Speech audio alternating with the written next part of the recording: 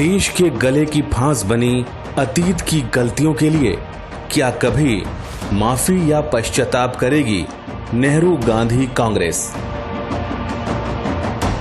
देश विरोधी गतिविधियों का समर्थन करना, देश की सुरक्षा, उसकी अस्मिता और जवानों के शौर्य पर संदेह करना, यह सब कांग्रेस की नीति और नियत का अभिन्न अंग बन गया है।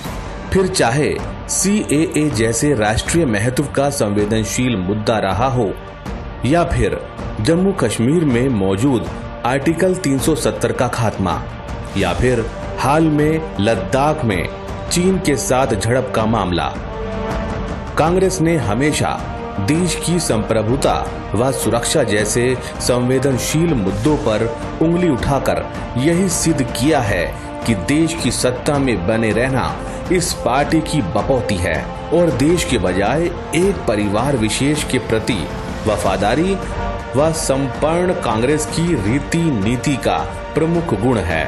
चीन के साथ भारत के संबंधों पर जब इतिहास की ओर नजर दौड़ाएंगे तो बिना किसी किंतु परंतु के पंडित जवाहरलाल नेहरू की ढुलमुल और उदासीनता वाली नीति पूरी तरह से इसके लिए जिम्मेदार है।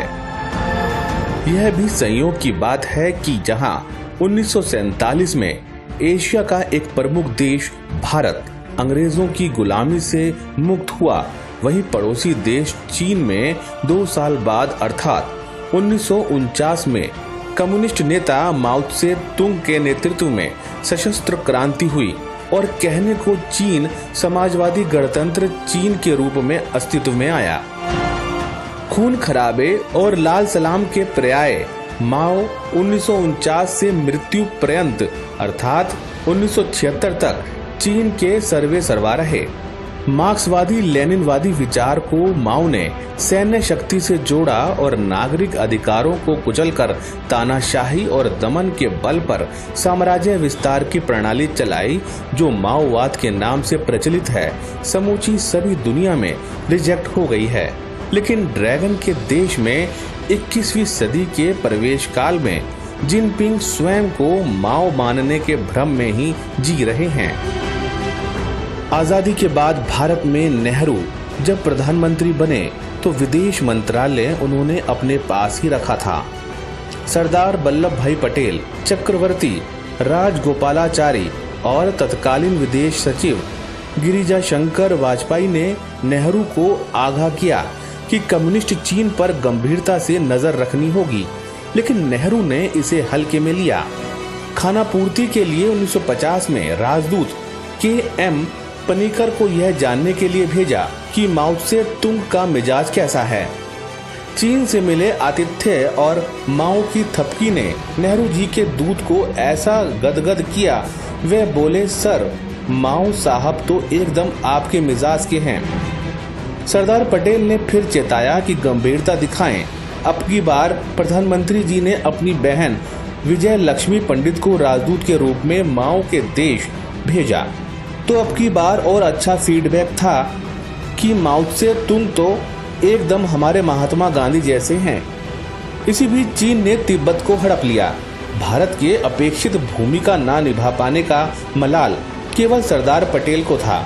हालांकि नेहरू ने यह स्वीकार कर लिया था कि चीन पर पटेल की सोच ही भारत की वास्तविक सोच थी।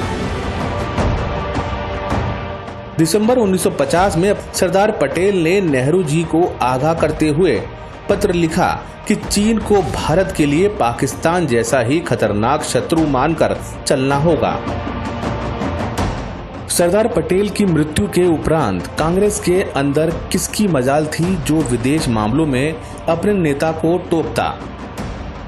सब चलता रहा। किसी तरह अपने अनैतिक और अन्यायी विस्तारवादी कार्यों को मान्यता की जब जरूरत होती, माओ भारतीय प्रधानमंत्री को यूज करते रहे।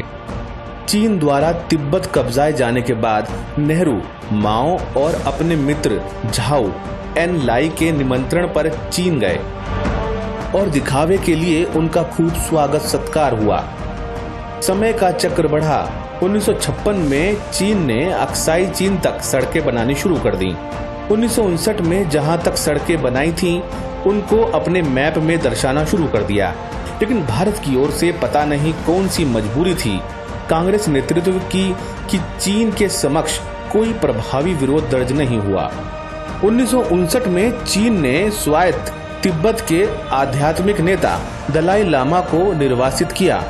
भारत ने उन्हें शरण क्या दी कि ड्रैगन का माथा ठनक गया और इसके बाद तो मानो चीन ने अपना असली गिरगिट रूप दिखाना शुरू कर दिया।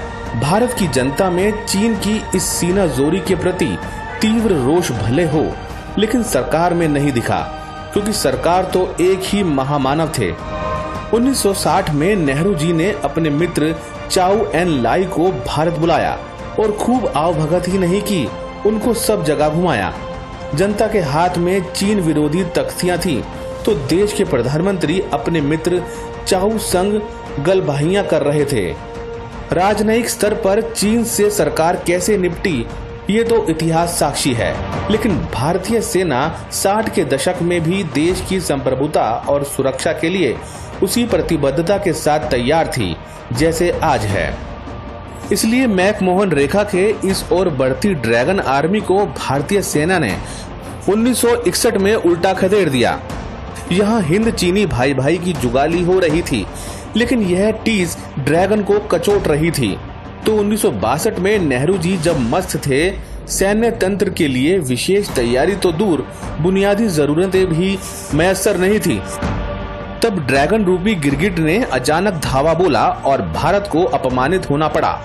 यह भी सत्य है कि भारतीय सेनाएं नहीं हारी, बल्कि इच्छा शक्ति और देशभक्ति के संकट से जूझता राजनीतिक नेतृत्व हारा।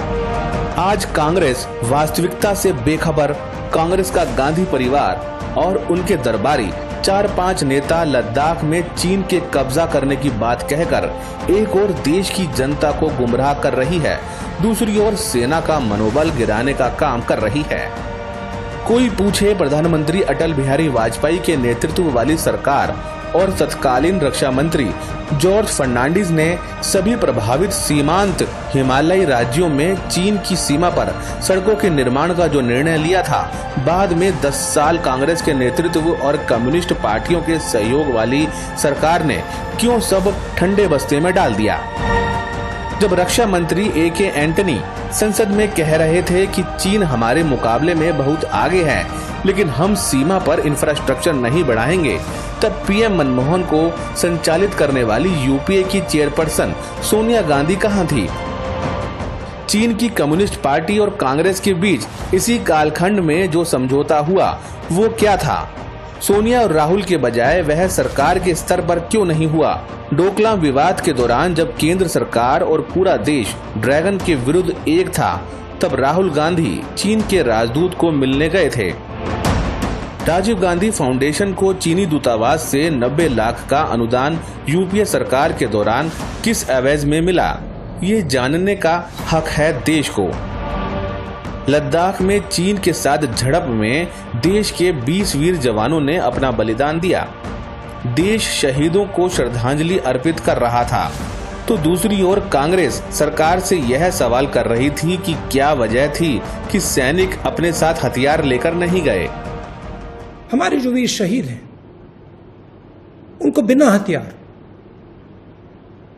किसने भेजा और क्यों भेजा? केवल विरोध के लिए विरोध और शत्रु देश की नापाक हरकतों के बीच कांग्रेस और कम्युनिस्ट बिरादरी का जाना देश हित में नहीं है। चीन पर कांग्रेस का सॉफ्ट होना इतिहास में भी सप्रमाण सिद्ध है, और अब गांधी परिवार की कांग्रेस का कच्चा चिट्ठा तो देश दुनिया को पता लग ही गया है।